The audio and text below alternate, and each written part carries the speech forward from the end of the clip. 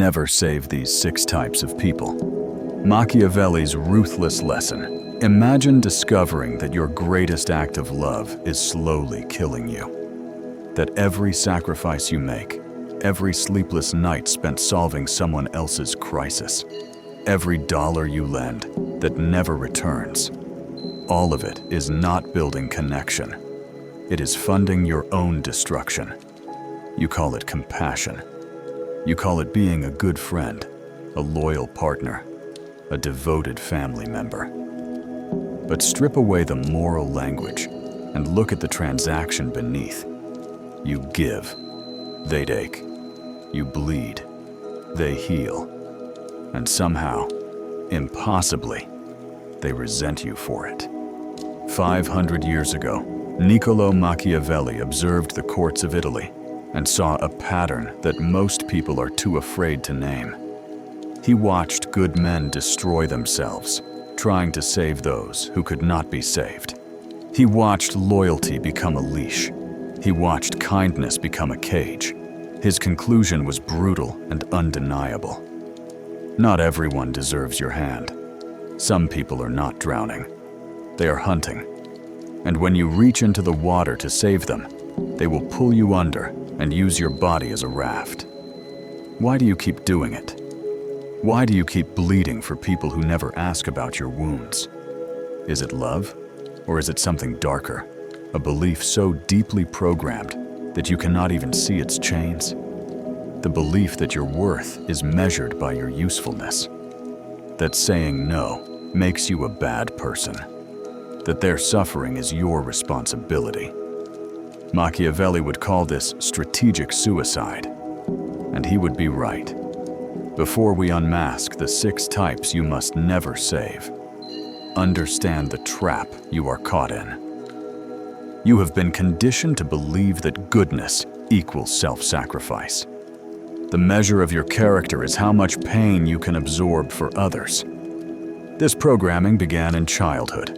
Parents who rewarded compliance, teachers who praised the quiet helper, a culture that canonizes martyrs. But Machiavelli saw what the moralists refused to admit. Energy is finite. Time is finite. Power is finite. When you pour your resources into a vessel with no bottom, you are not being generous. You are committing slow suicide while calling it virtue. Consider a ship at sea.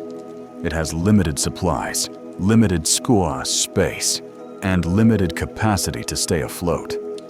If the captain allows everyone aboard, the saboteurs, the mad, the infectious, the ship does not become a sanctuary.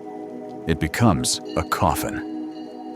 Everyone drowns, including the innocent, including the captain himself.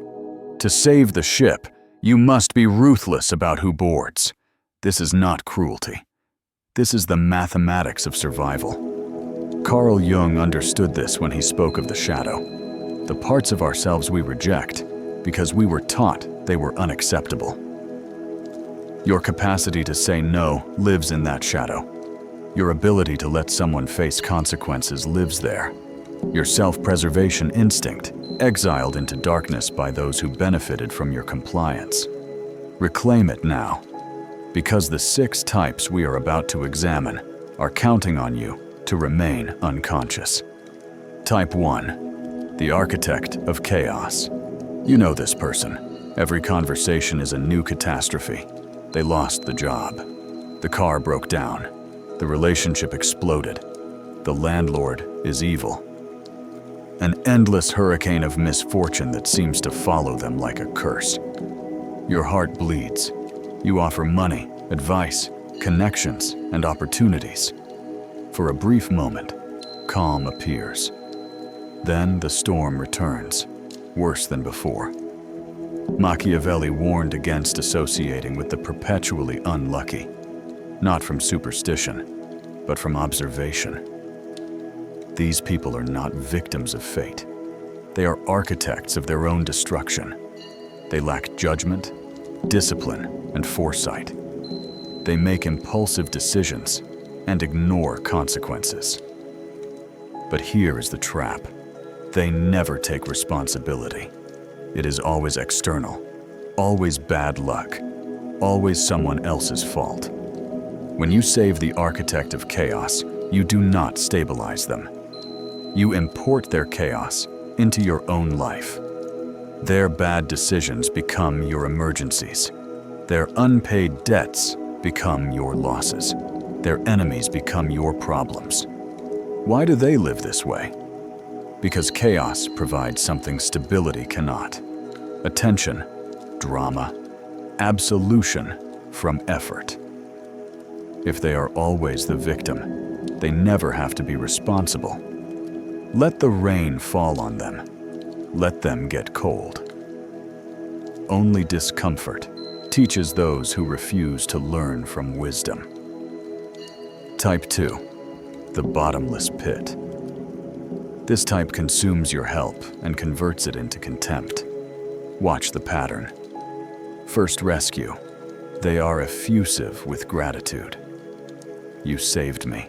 I don't know what I would do without you. The hook sets deep. Second rescue. The thanks are shorter. The eye contact briefer. Third time. They do not ask. They expect. And if you hesitate, irritation flashes across their face. Passive aggression follows. I thought that's what friends do. Nothing you give will ever fill them. Because the void is not material, it is characterological. They believe the world owes them existence. Your generosity does not register as a gift. It registers as payment on a debt they invented. Machiavelli observed that dependence breeds contempt. The more you give, the more they need you. And humans, in their shadow nature, despise those they depend upon. Your strength becomes a mirror reflecting their weakness. So they take your resources while secretly sharpening resentment into a blade. Test them. Say no to a small request.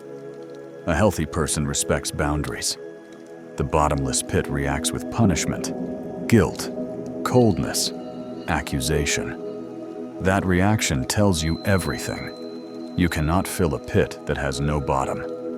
Walk away before you fall in. Type 3. The smiling saboteur. Now we enter darker territory. This type does not drain you through need. They drain you through envy. The smiling saboteur is often someone close, a friend from the beginning, a peer who started alongside you. But you grew, you succeeded, you evolved, and they remained static. They cannot bear it. But they are clever. Open enemies are easy to identify. The saboteur hides the dagger behind concern. You share good news. Their response carries poison. That promotion sounds exhausting. Are you sure you can handle it? That new relationship seems fast. I just don't want you to get hurt. Hear the pattern. Every encouragement is wrapped in doubt. Every celebration is undercut with a warning. They want to lower your confidence until you fall back to their level. Machiavelli advised concealment around the envious. Hide your victories. Feed them the struggle they need to feel superior. Be bland. Be boring. Reserve your joy for those who genuinely celebrate it. You cannot save someone from envy. Envy is a cancer of the soul that consumes its host. If you try to pull them up to your level, they will sabotage the ladder. They need you to fail, so their stagnation feels justified. Never reveal your next move to someone who benefits from your failure. Type 4. The professional victim. This type weaponizes suffering itself.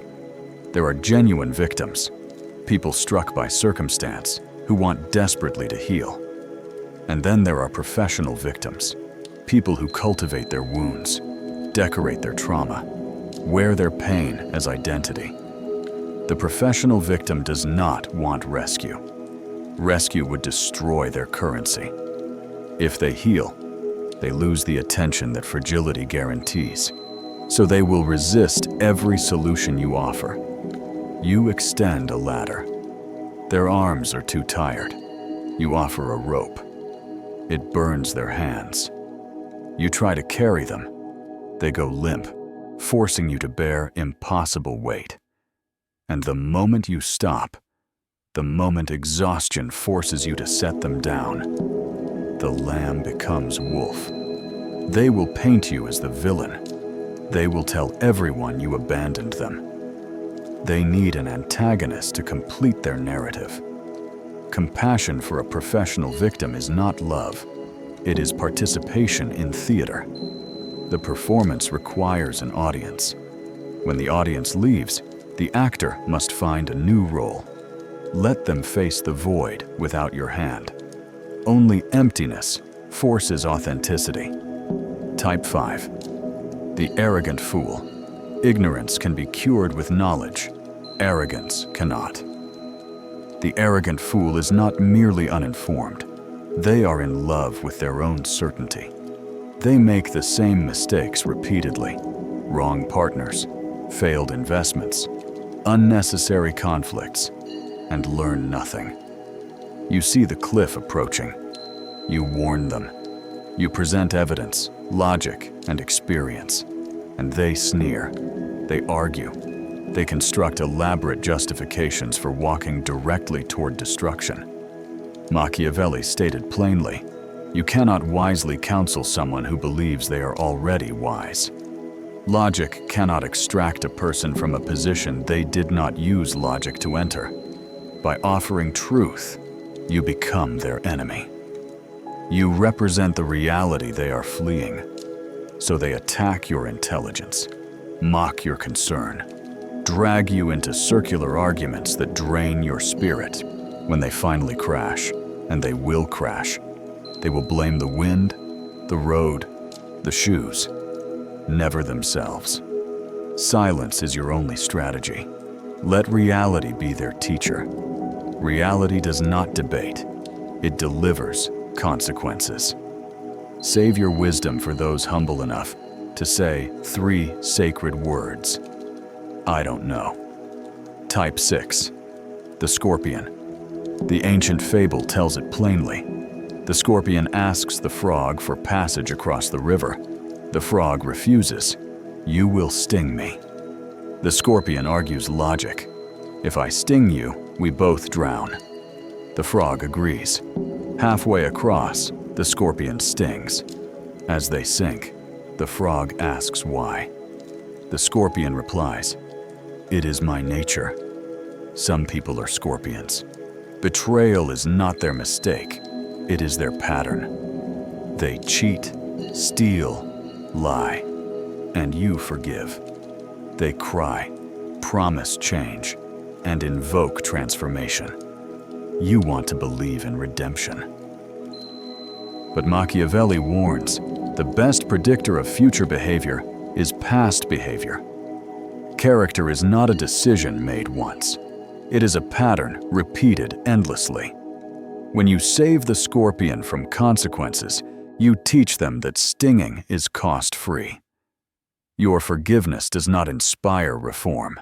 It grants permission. Each time you accept them back, you lose self-respect, and they respect you less. How can they honor someone who treats themselves so poorly? Amputation is the only cure. Complete. Irrevocable. It will feel like severing your own limb. But that limb is gangrenous. Keep it, and the poison reaches your heart. The scorpion cannot be saved, only avoided. Believe them the first time they show you their nature. Now you see them.